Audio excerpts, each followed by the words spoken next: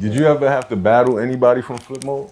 Like, did you ever battle in studio, Buster? I never battled anybody in Flipmode, but that's what we did as the outsiders. As the outsiders, that was your way of, you know, kind of like getting jumped in, like getting battled in. Right. That's and I battled Slang and I beat Slang. That's how I became. That's how I became an outsider.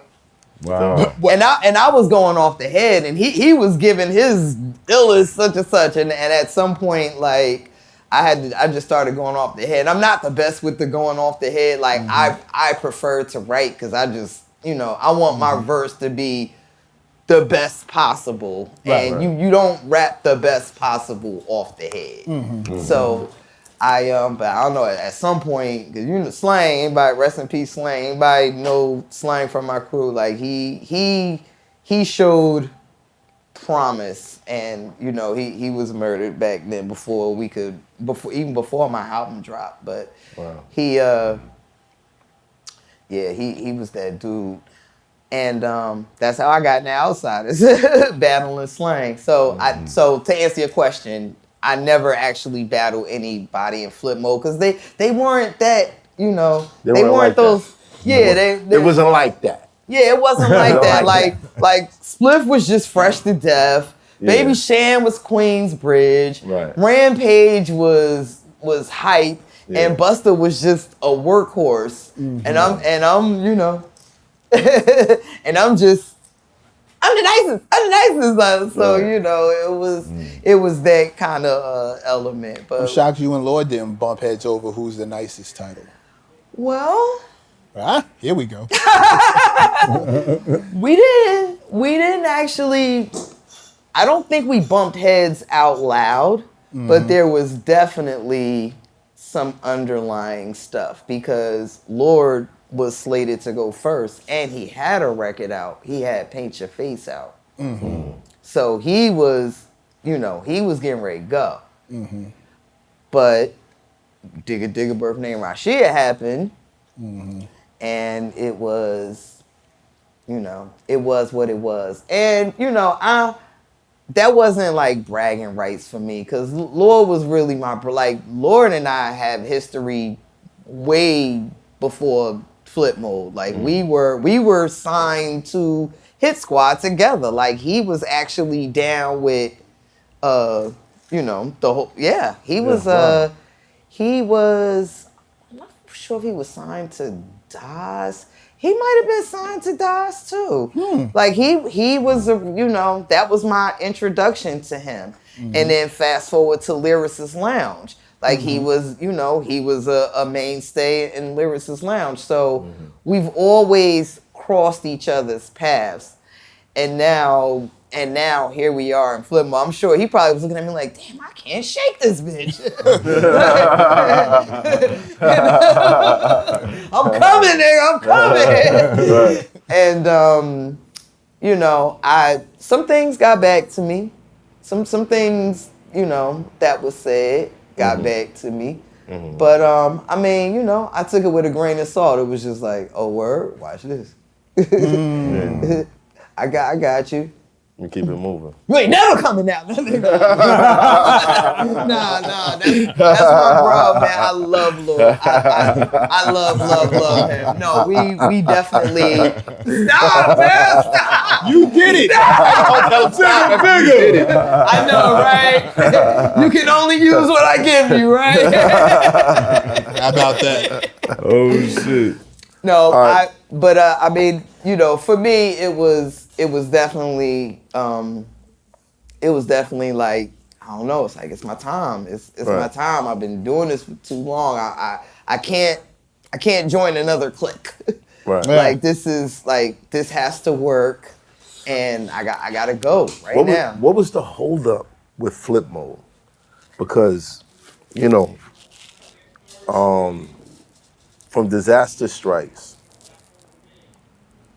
to just every Busta album, it was always a coming soon. But it just didn't happen. What was the holdup? What was stopping Flipmode from just, okay, Busta, now this person, now this person, now this person? Why wasn't that happening? So Dirty Harriet dropped in 2000. And the next Busta album came. I don't think it was Genesis or I forget what the next ELE. album was after that.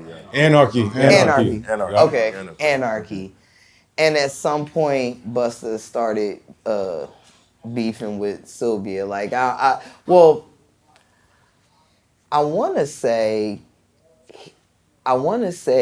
he wasn't feeling how they treated my project. I mean, I thought they did a great job with me. I mean, it wasn't like topping Billboard charts, but I personally didn't expect that because I'm an underground girl at heart. Like the fact that I got Flex to drop a bomb on a record was like, oh, whoa. Yeah. Like, I never expected that. Like, I literally went into the situation wanting a whole Pete Rock and Primo album.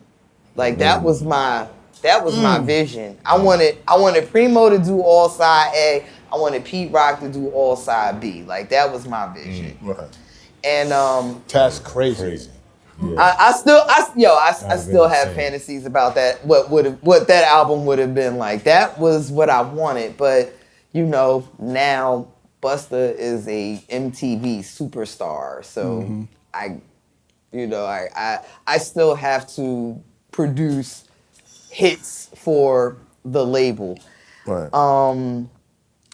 I think once he started, I think once he did his album, he wasn't, at some point he just, Elektra just started leaving a bad taste in his mouth. So I remember him calling, when he called me and told me he was going to make a move.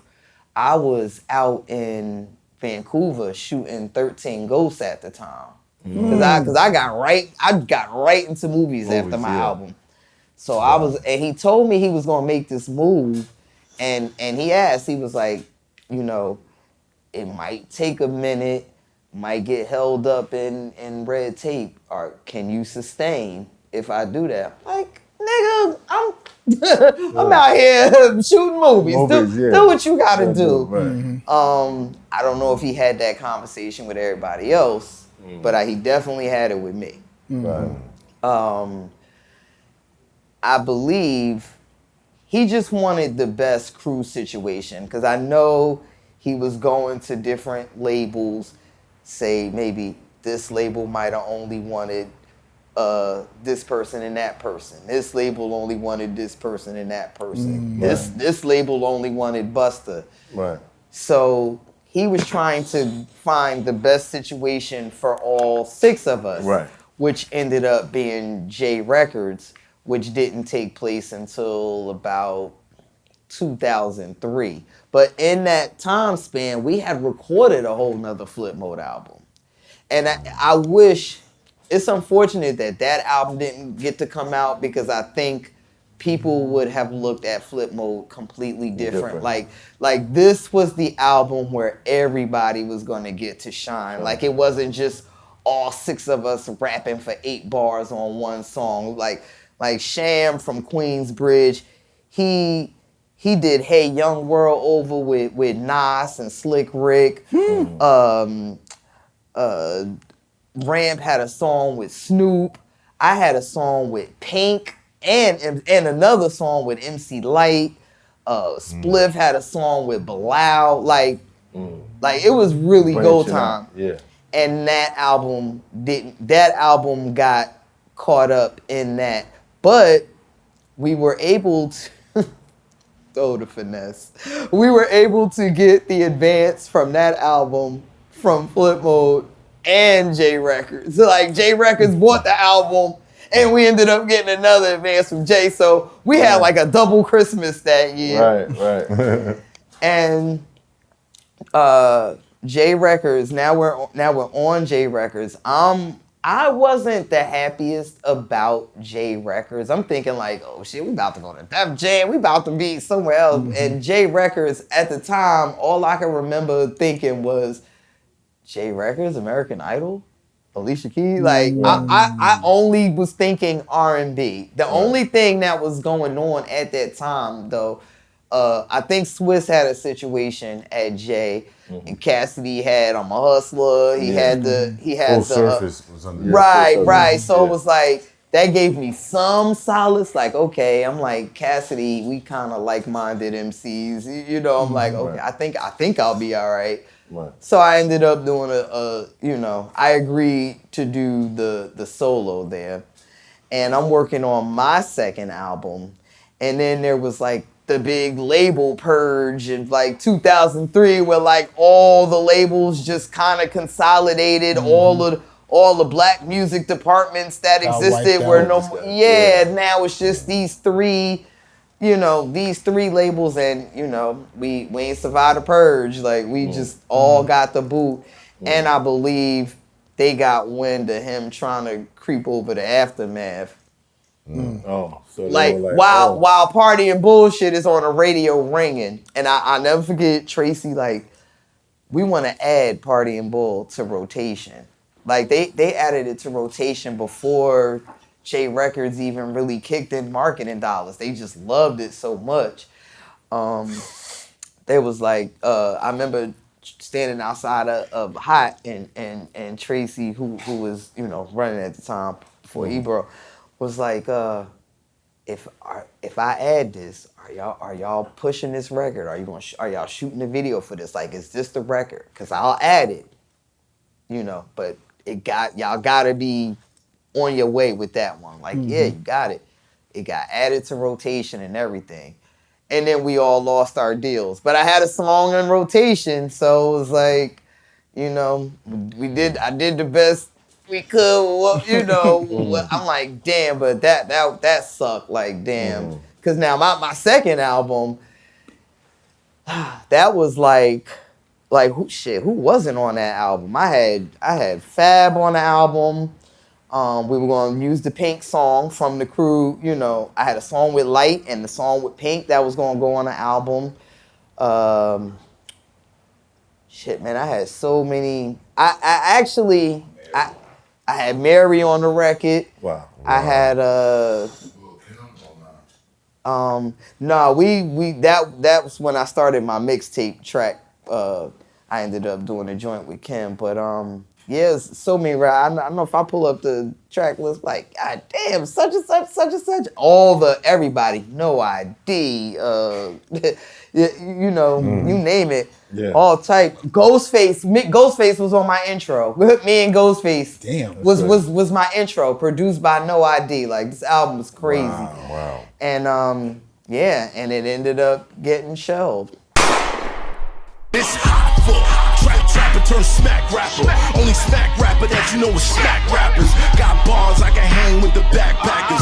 Trap star, I don't hang with the backpackers. I'm in the hood with the work, you heard. Making fiends leave earth, you heard. Got your baby mama thirst, you heard. Feel the flow, nigga, throw it in reverse. This the wave you need to surf, you heard.